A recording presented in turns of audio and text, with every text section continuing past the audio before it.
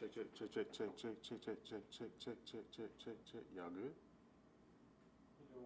Check, check, my check, my check, my check, my check, my check, check, check, check, check, check, check, check, check, check, check, check.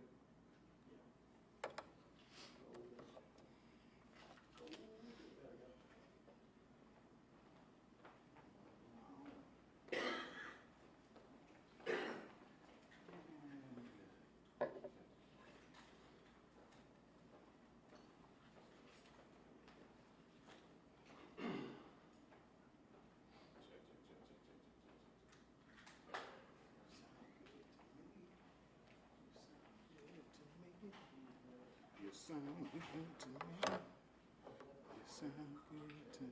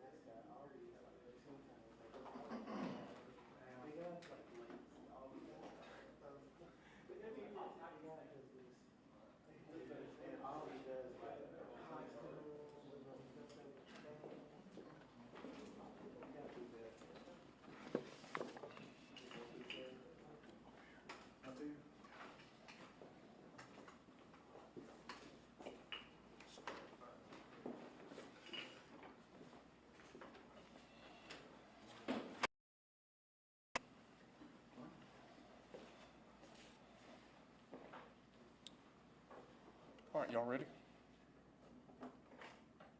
All right, good morning. Thank y'all for being here. My name is Marcus Wood. I'm the Chief of Police for the City of Jacksonville. This morning, we asked you to be here today so that we could update you on a fire that took place at the Dollar General here in Jacksonville on Pelham Road that occurred on September the 6th, 2025. At approximately 1:20 p.m. On Saturday, September the 6th, the Jacksonville Police and Fire Departments received several 911 calls in reference to a structure fire that occurred at 619 Pelham Road South here in Jacksonville, Alabama. Fire department units arrived on scene within 2 minutes of receiving the call and found the store fully engulfed. Jacksonville Fire began aggressively firefighting efforts to extinguish the fire. During the course of fighting the fire department personnel quickly realized that the fire was not an accidental fire. As the fire department personnel continued the fight of the fire, police officers started the evidence gathering phase by interviewing store clerks, witnesses, and Dollar General management. During those interviews, officers were able to quickly ascertain a description of a patron who had shown suspicious behavior while in the store. Police investigators realized that there was still critical evidence inside the store and needed to retrieve it before it was destroyed. Police investigators worked with the Jacksonville Fire Marshal to retrieve that critical evidence so that investigators could have the best chance at solving this case. With that video evidence, investigators were able to confirm witness accounts that led up to the fire and establish a person of interest. Investigators continue to work by conducting interviews, search warrants, and other investigative means. Through that investigative process, investigators were able to clearly identify 2 individuals as suspects. The evidence was presented to the district attorney's office, who approved warrants for their arrest for arson in the first degree. On yesterday, the Jacksonville Police Department investigators executed those arrest warrants by arresting Elijah Johnson, a 22-year-old black male from Anniston, with the charge of arson first and no bond, and his mom, a 48-year-old black female from Anniston, on the charge of arson first with no bond. At the time of the fire, Ms. Gross was an employee of the Dollar General. I want to take this opportunity to thank all of those who helped us through this investigation, especially Chief Cato and the Jacksonville Fire Department, the Jacksonville Police Department officers and investigators. Our folks came in at the time that this fire occurred, and they've been working this case nonstop since then. We were able to bring this case to a close and arrest in a little over 48 hours, which those of you who are aware of police investigation and those kind of investigations, those first 48 hours are the most important, and our folks were able to get the evidence that they needed to be able to get arrest warrants and bring this case to a close. I think that shows the dedication of our men and women that work for the police and fire departments, who work every day to ensure that the city of Jacksonville is a safe community. I want to send a clear message to those who are bad actors and want to come to the city of Jacksonville and do bad acts, that we'll do what we need to do to make sure that we put those behind bars that commit those bad acts, and we won't rest until we do so. At this time, we'll have our council president, Tony Taylor, come up along with other personnel here, and then we'll come back for questions. Just briefly, I want to thank you all for being here this morning. I'd like to thank Chief Wood and Chief Cato for the excellent work they do. The teamwork that was involved to make this happen as quickly as it did is nearly non-existent around the county and the whole country. It just shows good teamwork and cooperation between both departments, that working relationship that is just far beyond anyone else that I know. I just want to thank them all, thank them for all the way down from the chiefs, all the way down to the local firefighter and police officer for all their hard work and dedication.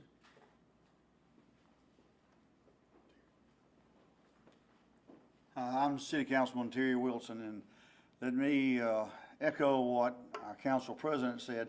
I know the mayor and the council we have a lot of pride for our fire department and our police department. This shows you why we have that kind of pride. They don't sit around on their hands. They respond with the fire, and they find people that do the bad actors. So we're so excited about having the staff and the team and the leadership that our chiefs give. So thank you to them, and thank you for coming today. Questions? What was the cause of the fire? How did it start?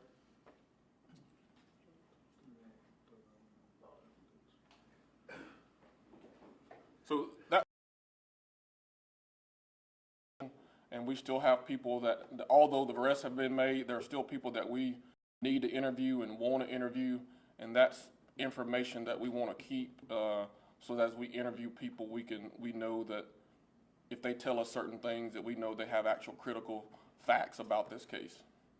What did it look like when you talk about like a law? What did that kind of look like on the day? So while firefighters were still going, we partnered with the fire marshal, who actually got in a full turnouts and SCBA, and he went in to an area that we knew that there was some critical evidence that we needed. He actually went in and retrieved that and brought it out so that we could be able to use that that evidence to be able to get the identity and get the events that led up to the fire.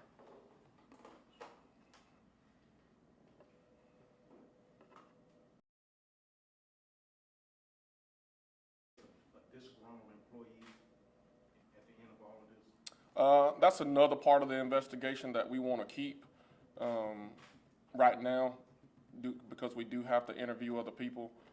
So we want to keep that information as well, so that we know that those facts are accurate if we hear them again. With the 2 arrests already, do you think there'll be more that maybe assisted this duo into this crime? Again, it's active investigation. As we go along, if we find out that other people had a hand in helping them commit this crime, or they were part of the bad acts, then we'll do what we need to do to make sure that those people are held accountable. You talk about not a real common crime in most cities. Is this not typical for you guys?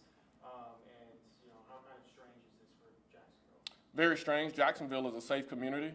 Although we do have, some crime, we don't have a lot of violent crime or arsons normally that take place like this. So this is a very strange crime. Very strange that it happened to a store like Dollar General. And so, that's one of the other reasons why this is real important to us, to make sure that we got the bad actors that did it and hold them accountable for it. How bad was the damage to the Dollar General? From our perspective, and we're still gathering some of that information from Dollar General personnel, the store's a total loss. Nothing, what firefighters do, they put a bunch of water on stuff to make sure it goes out. So basically everything in there was a total loss, not able to be reused, including the building and structural damage. We think the building's going to be a total loss, $1 million plus in some of the numbers that we've heard.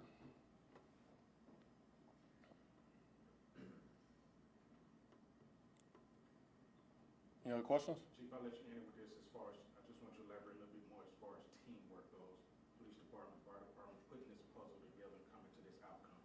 So I'll say, we are very, very unique in Chief Cato and I and the people that work in the police and fire departments have great relationships. And, we were both on scene while this fire was being extinguished. And we realized that during our firefighting efforts that there was still some evidence that we needed to obtain, and that's why we were able to talk the fire marshal into going in and getting that while the other folks were doing their jobs and fighting the fire, so that we could get that evidence and have the best probability at getting the evidence that we needed to be able to solve this case. I know it's early, but the type of charges as far as arson charges, what type of charges did they hold up to? I'll let our district attorney. Good morning. It's an honor to be here with the Chief of Police and the Jacksonville Police Department. First, I'd like to say that the Jacksonville Police Department and the Fire Department did an excellent job, and they should be commended for their efforts, and they should also be commended for bringing persons in and getting them arrested as quickly as they did. Arson first is a Class A felony, carries a minimum punishment range of 10 years and a maximum punishment range of 99 to life. Depending on circumstances, that could change if it were to be lesser included, but right now they're charged with Class A felonies. Class A felonies such as arson are also subject to Anaya's law, Anaya's law are cases in which there will be no bonds, and right now they are sitting at no bond. There will be hearings to determine whether or not bonds will be coming up at some point in time in the future. So at this time, they sit with no bonds, and it would be the position of law enforcement in the district attorney's office that will be hearings to determine whether or not that will remain so. And that will be solely up to the judge who presides over those hearings. Now, what was your name? My name is Lynn Hammond.